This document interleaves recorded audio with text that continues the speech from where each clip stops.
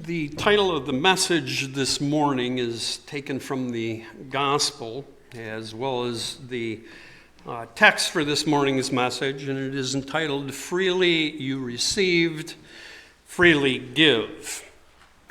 And today's message is going to be a little bit different. I've kind of put it in parable format towards the end of the message.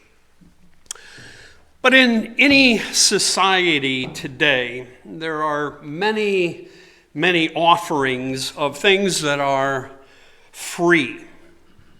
But every one of them, as you know, has at least one string attached, if not many.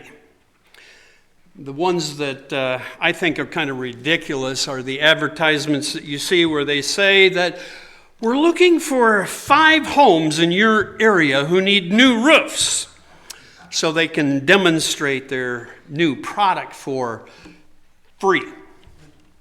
They go into this 3-minute pitch, and if you act quickly, you can be one of the fortunate few to get in before all the slots are booked up.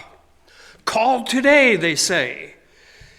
But then when you boil away all the purposeful deception, the only thing in this entire scenario that is free is their opportunity to get free advertisement using your house in their advertisement, and they put a sign in your front yard for weeks, if not months. If you so happen to call, you find out that what you get for free is not really free at all. You get a free estimate.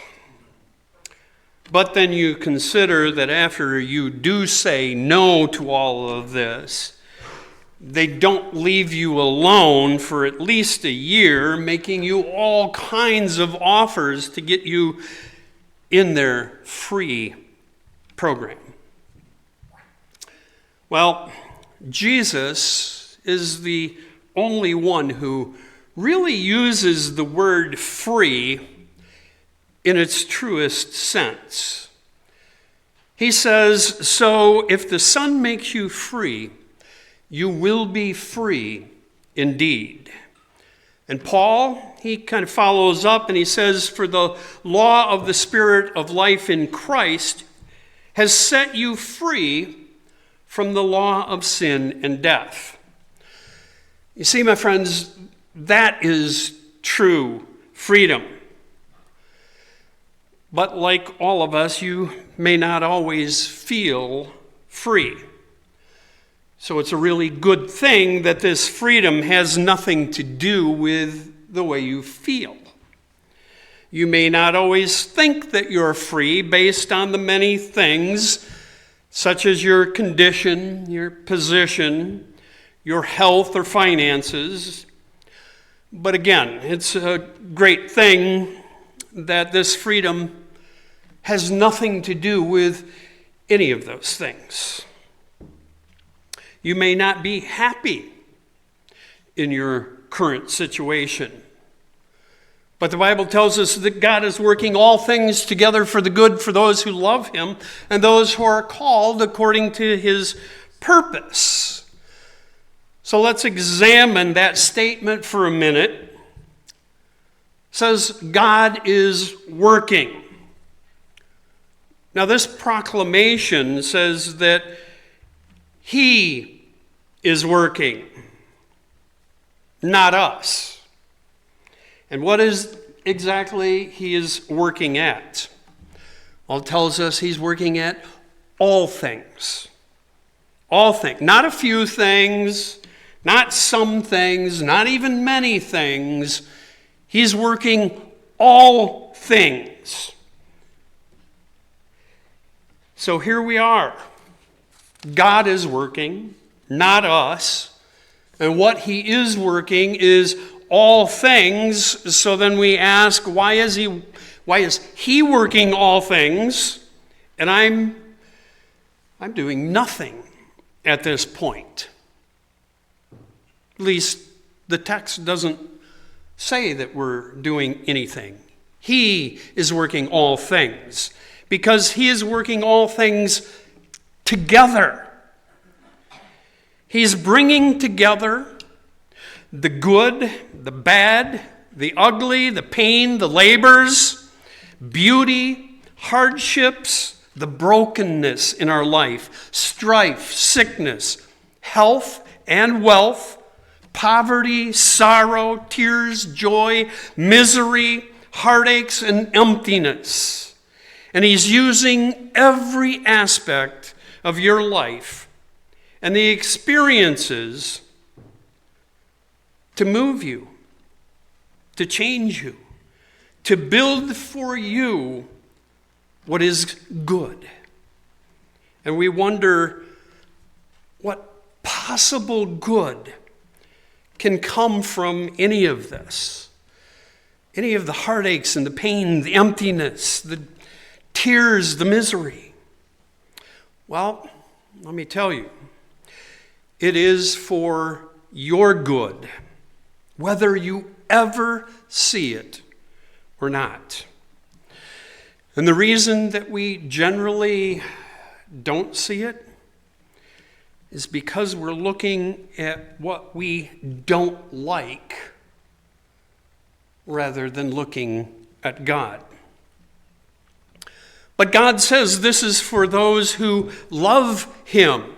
It is for the good of his kingdom, not for the good of your kingdom. Our kingdoms. And believe me, every one of us has our own kingdom. And we build our kingdoms and we construct them in our hearts and in our minds without even recognizing them as kingdoms. Even when you think that your kingdom is one of good and righteousness, more often than not, it's still your kingdom and not his. Some even hide behind the steeples of a church, proclaiming it to be their church. And they're fighting to save the heritage, the legacy, and all the good that has been done there before. And that becomes their kingdom rather than God's kingdom. And others, well, they guard their wealth as though it is a result of their hard work alone and by the sweat of their brow. And they don't even recognize the tremendous blessings of God that he has bestowed upon them. And because of that, wealth becomes their kingdom, not God's kingdom. So, health, wealth, positions of importance, good kids, awesome jobs, and comfortable retirements and a myriad of other things, they all become our kingdoms. Anything and everything can become our kingdom rather than God's kingdom, and we voraciously defend those kingdoms. However, we need to understand the last part of this statement, this sentence that I just read. Those who are called according to his purpose. So what is his purpose? Well, his purpose is to build his kingdom. It is to build his kingdom with or without you. And it is to build his kingdom through you, through the good, the bad, because a lot of the times, matter of fact, most of the times, the bad moves people in his direction much more quickly than the abundance of good. And some people go through some tremendously oppressive bad, and yet they still seek the face of God. And they listen for his voice in his word. And they still look for him in the horrendous misery that life can heap upon us. Catherine and I met an amazing woman the other night. And as we listened to her story, it was a story of extreme pain, heartache, loneliness, and oppressive illness. And it went on for many, many years. And through all of this, she lost her husband. And yet, as we listened to her story, and as she continued, you could see the freedom and the usefulness her misery produced in her life. And it produced a ministry to people around the world that are currently going through the same thing that she went through. But you could tell that her intent now, her interest in her heart, it had been turned to building and fighting for God's kingdom through faith. And her faith is in a faithful God who, in spite of everything that she went through, he was there every step of the way, every tear, every painful breath, to form her into a warrior of love for others, to the point that she continues serving God even when she can't see where the support for her organization or even herself may come from. Another example of this would be Paul, or Saul, a Pharisee of Pharisees, the Bible tells us, of Jewish pedigree, highly educated, a Jew among Jews, and zealous in serving God? No. He was zealous in serving his own kingdom. You see, overseeing the death of Christians is not serving God's kingdom, even though Saul at the time thought that it was. But after God got a hold of Saul, he changed his name to Paul. Then through scales on his eyes and blindness and a real confrontation with the living God, Paul dedicated his life to serving this true and living God and God's kingdom. It's a great story. And yet, Paul, in serving God's kingdom, he suffered shipwrecks, snake bites, stoning, imprisonments, beatings multiple times, one time even being left for dead, and finally, he's beheaded for his faith, for his life and his service to God's kingdom, not to Paul's kingdom. Doesn't really sound like a great thing, does it? Almost sounds like we're better off serving our own kingdoms. And the problem with that, though, is that when we serve our own kingdoms, we have a tendency to be comfortable in our kingdom. And after time, we don't want to allow God as much room as he would like in our kingdom because it just demands too much of us.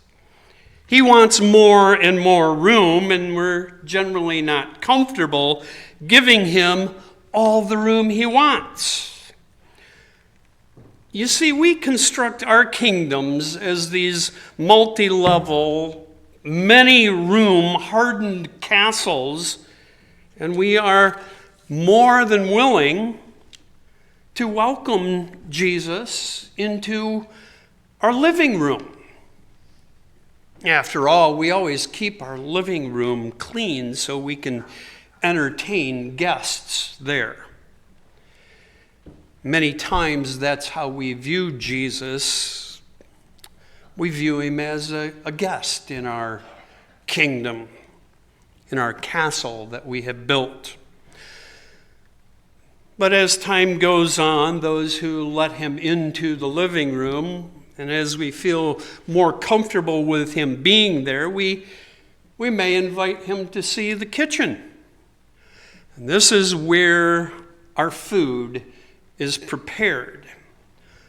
But Jesus takes a look at some of the things we're feeding ourselves, and he asks us to get rid of those foods. Sin is what we're talking about, in case you didn't catch the analogy here. We agree and we work on cleaning the kitchen of those things he wants us to get rid of.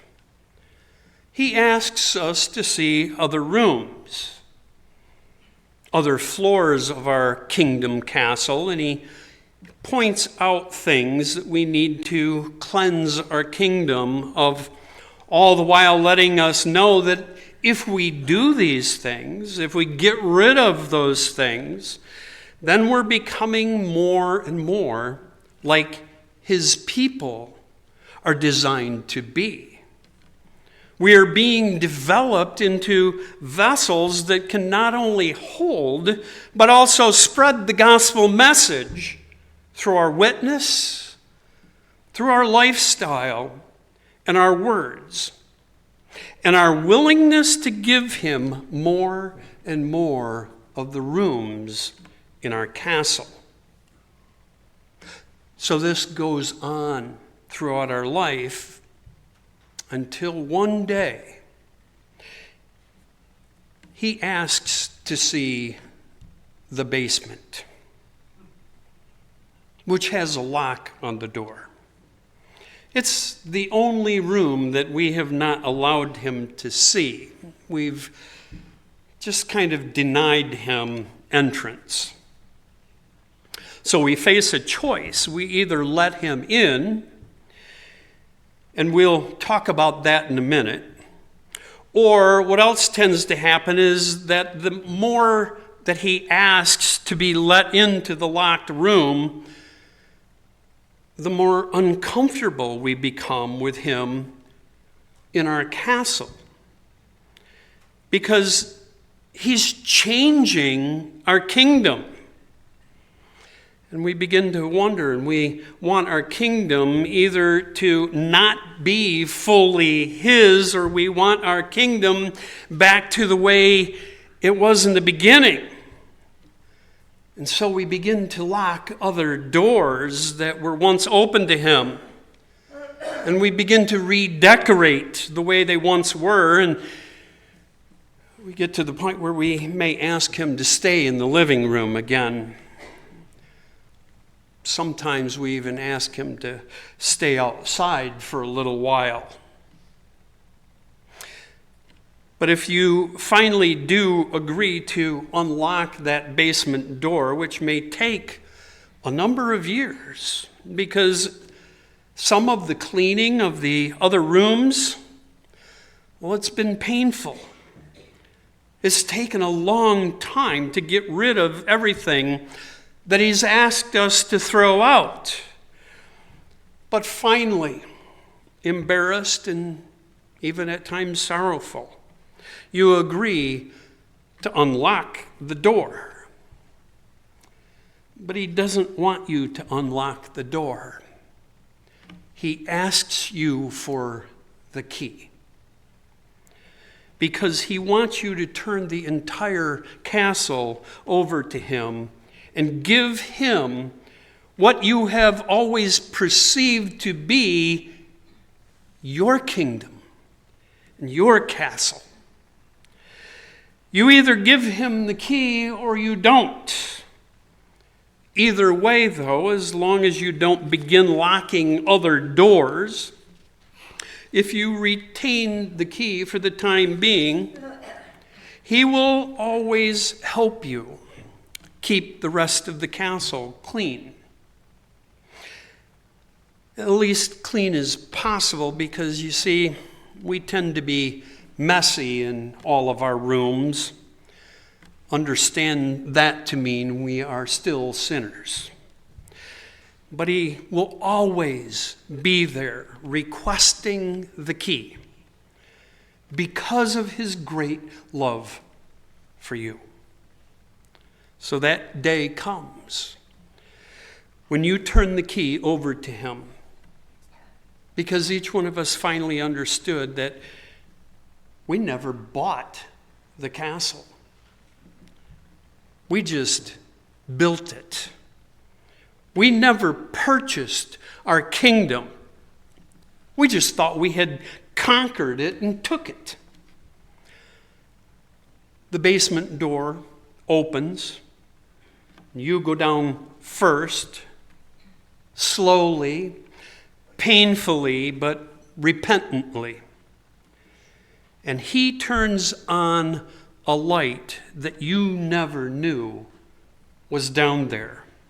In fact, you can't even see where the light is coming from until you turn around and you look at him. He is the source of the light. And the things that begin to be revealed in the basement, well, they're little pieces of everything that you cleaned from every other room in the house. And they were all piled up around something else that you couldn't see. That before he came into the basement, it was always kept in the darkest, most secret place of your castle.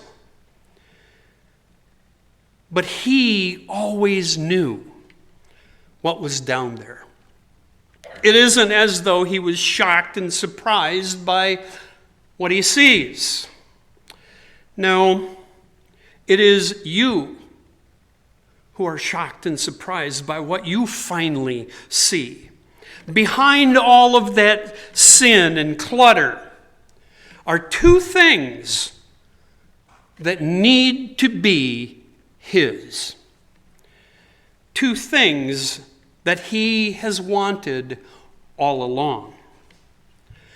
You see, when you move all of the clutter out of the way, what you see is your own little throne and your own little crown that secretly we have been sneaking down into the basement, sitting on that throne and placing the crown on our head, all the while believing that we were the king of this castle and the king of our own kingdom. Jesus could have all the rooms, but not this one, not just yet. But see, when we finally do let him down in the basement, he doesn't laugh and he doesn't say things like, "Are you kidding me?" No, he has seen this in every single castle he has ever been in, at every kingdom. Every castle he has ever purchased. And finally we realize why he has done this. You see, this was his castle all along. And it was his kingdom to begin with. But because of his tremendous love for you, he didn't just conquer the kingdom and break down the walls of the castle. No, he bought it back with his life and with his blood. You see, these castles, these kingdoms, they are you and I. And we need to get to the place where we don't just unlock the doors. We must come to the point where we give him the keys to every room in the castle, including the basement. Jesus said to his disciples, "Freely you received, freely give." Sometimes we ask ourselves, well, what is it that I have that God has not given me? I mean, he's given me life, blessings, redemption, all from the Father. No, the things that did not belong to him, the things that we did not receive from him, are all those things that we hid in every room of our castle. It is the sin that we secretly collected as treasure in the basement of our heart. And Jesus says to every one of us, every single day, "At the acceptable time, I listened to you. And on the day of salvation, I helped you. Behold, now is the acceptable time. Behold, today is the day of salvation." So freely we have received his gift of love and salvation, and we must never give that love to others at a cost, at a price. We must never give it in resentment or anger. You see, he never came into any of the rooms of our house or our castle and cleaned them out and then charged you for it. He never resented you in any of the rooms he cleaned, including the basement. He was never angry with you. He did it because he loves you. He has loved us first. We must love in the same manner he loved us in return. Amen.